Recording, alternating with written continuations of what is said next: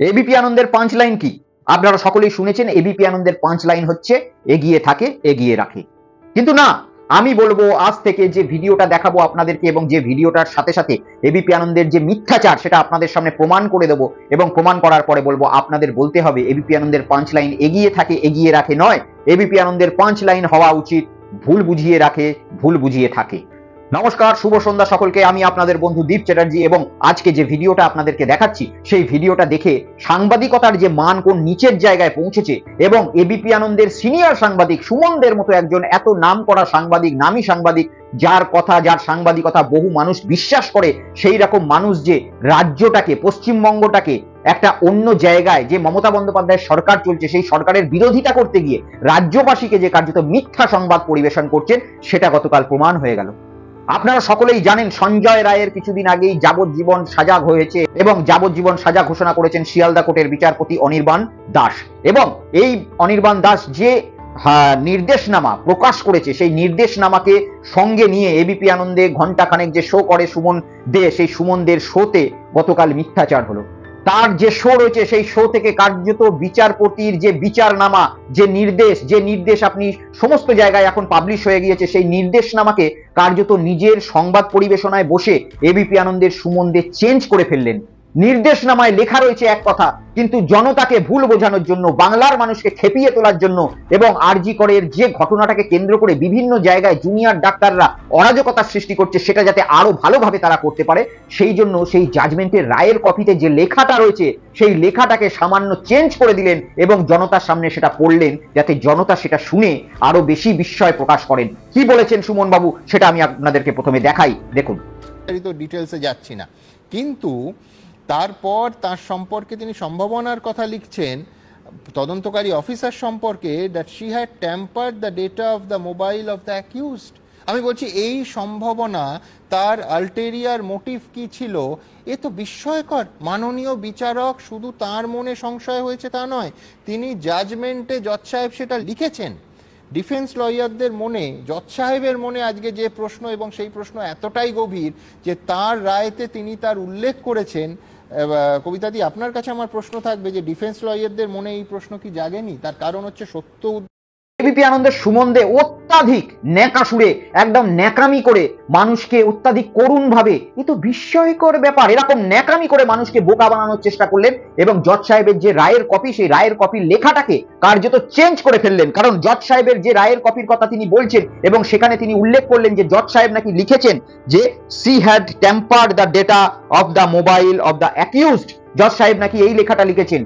বাস্তব কথা আপনাদের সামনে আমি রায়ের কপিটা দেখাচ্ছি, রায়ের কপি দেখতে পাচ্ছেন, সেখানে এই কথাটা লেখা রয়েছে। কিন্তু এই কথাটার বাংলা মানে করলে কি দাঁড়ায়? সুমন বাবু যে ঘটনাটা বললেন, যে কথাটা বললেন, সেই কথাটা শুধুমাত্র সেই সেন্টেন্সটা লেখা নেই, যে সেন্টেন্সটা লেখা রয়েছে সেই পুরো সেন্টেন্সটা সুমন বাবু পড়েননি যাতে বাংলার মানুষকে বিভ্রান্ত করা যায়। সুমন বাবু যেটুকু পড়লেন সেইটুকু পড়ে এতটুকু বোঝা যাচ্ছে, বাংলার মানুষ শুধু এতটুকু বুঝতে পারলো যে জজ সাহেব অত্যন্ত রাগ প্রকাশ করেছেন, ক্ষিপ্ত হয়েছেন যে she had tempered the data of the mobile of the accused। মানে জজ সাহেব বলতে চেয়েছিলেন যে তিনি নাকি খুব রাগ প্রকাশ করেছেন বা জজ সাহেব অবাক হয়েছেন যে সি মানে কোনো এক ব্যক্তির কথা বলছেন, পুলিশ আধিকারিক, একজন মহিলা পুলিশ আধিকারিক ছিলেন, সেই মহিলা পুলিশ আধিকারিকের কথা বলছেন যে তিনি নাকি, সেই মহিলা পুলিশ আধিকারিক নাকি ট্যাম্পার্ড করেছে এভিডেন্সের সঙ্গে, মোবাইল এভিডেন্সের সঙ্গে ট্যাম্পার্ড করেছে, তার জন্য জজ সাহেব ক্ষুব্ধ হয়েছেন।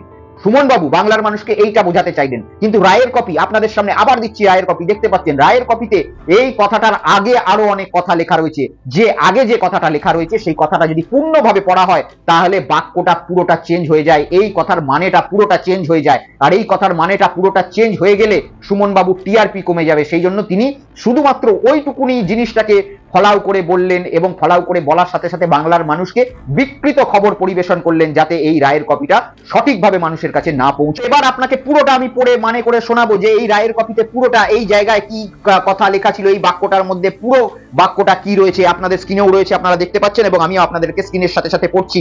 বিচারপতি বলছেন, I also want to criticize the act of PW49 inspector Rupali Mukherjee. বিচারপতি রূপালী মুখার্জির ক্রিটিসাইজ করছে, তিনি রূপালী মুখার্জিকে ধিক্কার জানাচ্ছে, এটাই গোদা বাংলায় বোঝানো যায়। She was the additional OC of the WG cell and obviously was a senior officer and it can be presumed that she had sufficient knowledge two tackle the case.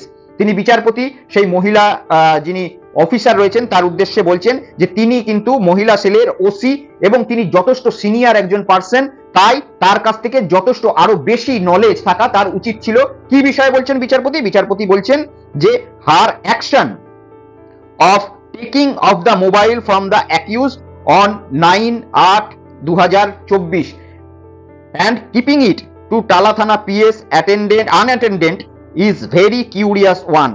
মানে বিচারপতি ওই রূপালী মুখার্জি যিনি ওসি ছিলেন তার সম্বন্ধে বলতে গিয়ে বলছেন তার যে এই ব্যবহারটা ছিল যে তার অর্থাৎ অ্যাকিউজডের মোবাইলটা তিনি যে 9 তারিখ গ্রহণ করেছিলেন, মানে নিয়ে নিয়েছিলেন, অ্যাকিউজড বলতে সঞ্জয় রায়ের যে মোবাইলটা হেফাজতে নিয়েছিলেন 9 তারিখ, সেটা টালা থানাতে তিনি অত্যন্ত অসুরক্ষিতভাবে রেখেছিলেন এবং যেটা একজন সিনিয়র ওসির কাছ থেকে বিচারপতি আশা করেন না। তার পুরো সেন্টেন্সটা আরো আছে, it is fact that from the evidence it was not established that she had done it with any ulterior motive or that she had tampered the data of the mobile of the accused। শেষের লাইনটা তিনি বললেন যে যদিও তিনি এই সমস্ত জিনিসগুলো অত্যাধিক বাজেভাবে ডিল করেছেন এবং অসুরক্ষিতভাবে টালা থানায় সেই সঞ্জয় রায়ের মোবাইলটাকে রেখে দিয়েছিলেন, কিন্তু শেষে পর্যবেক্ষণ করে যেটা দেখা যাচ্ছে মহিলা থানা যিনি মহিলা অফিসার রূপালী মুখার্জি রয়েছেন তিনি এটা ইচ্ছাকৃতভাবে করেননি এবং মানে অথবা that she had tempered the data of the mobile off the accused, মানে তিনি যে এই মোবাইল থেকে কোনো ডেটা নষ্ট করেছেন, ডেটা একেবারে খারাপ করেছেন, টেম্পার্ড করেছেন, ডিলিট করেছেন, এটাও কিন্তু তিনি বলছেন না।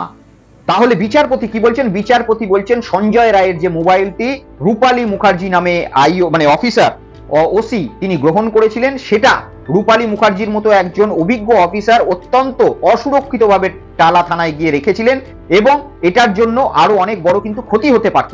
কিন্তু বিচারপতি এটা তিনি বলছেন না, তিনি বলছেন যে আমি কিন্তু এটা বলছি না যে মহিলা অফিসার রূপালী মুখার্জি ইচ্ছাকৃতভাবে সেটা করেছিলেন এবং কোনো এভিডেন্স ট্যাম্পার করেছেন, অর্থাৎ তার গোটা কথাটা হচ্ছে এইটা।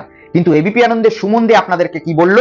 তিনি বললেন বিচারপতি নাকি বলেছেন she had tempered the data of the mobile off the accused, মানে বিচারপতি নাকি বিস্ময় প্রকাশ করেছেন, অবাক হয়েছেন যে রূপালী মুখার্জি যিনি ওসি রয়েছেন তিনি নাকি ট্যাম্পার্ড করেছেন সেই সঞ্জয় রায়ের মোবাইলের এভিডেন্সগুলো।